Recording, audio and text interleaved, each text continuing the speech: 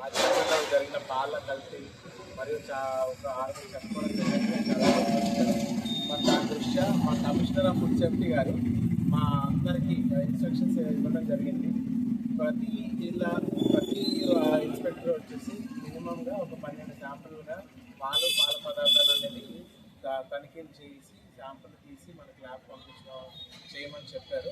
So వారి ఆదేశాల మేరకు మేము ఇవాళ చీరాలలో పొలిమేర రోడ్లో ఉన్న పాల కేంద్రాలలో ఇక్కడ ప్రస్తుతానికి ఒక 5 పాల కేంద్రాలు లూస్ మిల్క్ అనేది తీసి తదుపరి టెస్టులు పరీక్షల కోసం మనం హైదరాబాద్ ఆచార్య పంపుతున్నాం. సో దాని నుంచి వచ్చిన నివేదిక ప్రకారం దాన్ని బట్టి మనం తగు చర్యలు తీసుకుంటాం. ఈ తనిఖీలు నిరంతరం జరుగుతూనే ఉంటాయి. ఇప్పుడనే కాదు, ఫర్దర్గా కూడా ముందు చేసాము, ఇప్పుడు చేస్తాం, తర్వాత కూడా చేస్తాం. ఇంతకుముందు కూడా కేసు పెట్టడం జరిగింది. దానికి జాయింట్ కలెక్టర్ గారి దగ్గర కూడా మనం పెనాల్టీలు వేయించి పెనాల్టీలు కట్టించడం జరిగింది. సో మీ మీడియా మిత్రులు